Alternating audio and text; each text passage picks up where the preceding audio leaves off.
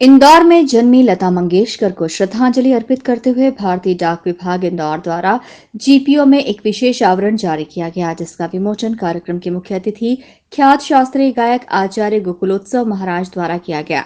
इस अवसर पर महाराज जी द्वारा अपने उद्बोधन में लता जी के साथ बिताए पलों को याद करते हुए उन्हें मां सरस्वती का साक्षात अवतार बताया। साथ ही Brajesh Kumar, post master general Indore परिक्षेत्र इंदौर द्वारा डाक टिकटों का प्रथम आवरण दिवस और विशेष आवरण की महत्ता के बारे में बताते हुए कहा कि डाक टिकटों का एक अलग ही संसार है और डाक टिकटों में ही सारा संसार है।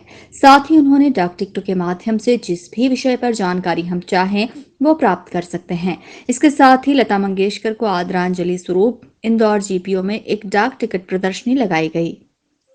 बात यह है कि रिकॉर्डिंग आप देखिए, उन्होंने हजारों गाने रिकॉर्ड कराए हैं, तो गायक को बहुत ध्यान रखना पड़ता है, अपने गले का ध्यान रखना पड़ता है, उसके मिजाज का ध्यान रखना पड़ता है लोगों को कि कहीं वो रूठ ना जाए, क्योंकि बहुत सेंसिटिव रहते हैं वो लोग। इतना अच्छा जब सोचेंगे, इतना अच्छा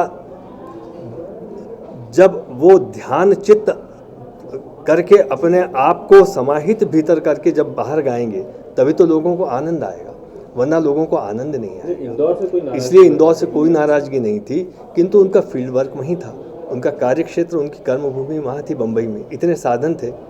आज भी हमारे इंदौर में बहुत सारे संसाधन, पर्याप्त संसाधन नहीं है, अच्छे स्टूडियोज़ नहीं हैं, है ना। तो हमें भी महसूस होता है कि हम लोग बाहर जा कर के या तो लंदन में करवाते हैं या अमेरिका में कराते हैं या बॉम्बे में कराते हैं अपना रिकॉर्डिंग, क्योंकि यहाँ उतने पर्याप्त स्टूडियोज़ नहीं हैं कि वो क्वालिटी दिखा सकें। तो इसलिए ये जितने बड़े बड़े कलाकार हैं, उन्होंने अपने कार्य क्षेत्र को वहाँ साकार किया। ऐसी कोई बात नहीं थी कि वो नाराज़ थी, क्योंकि जन्मभूमि से कोई नाराज़ नहीं होता, वो तो मातृभूमि है। एक्चुअली ये लता जी पे डाक टिकट का विमोचन नहीं हुआ है, ये एक विशेष आवरण उनके ऊपर जारी किया गया है। लता जी के संगीत को भारतीय डाक विभाग द्वारा श्रद्धांजलि के स्वरूप ये विशेष आवरण आज आचार्य गोकुलोत्सव की मुख्य अध्यक्षता में जारी किया गया है, और ये एक ऐतिहासिक क्षण है डाक विभाग के लिए भी और इस इंदौर फिलैटेलिक ब्यूरो के लिए भी। ये आवरण इंडिया के हर फिलैटेलिक ब्यूरो में जाएगा और वहाँ जैसा ये प्रदर्शनी लगी हुई है इसी तरीके से प्रदर्शित होगा। और मैं समझता हूँ कि इंदौर कला और संस्कृति की समृद्ध नगरी है, तो डाक विभाग ने भी अपना योगदान किसी न किसी रूप में देने के मकसद से इस आवरण को आज जारी किया है। डाक टिकट भी जारी होगा? डाक टिकट जारी करने के बारे में मैं सक्षम नहीं हूँ यहाँ से बताने के लिए।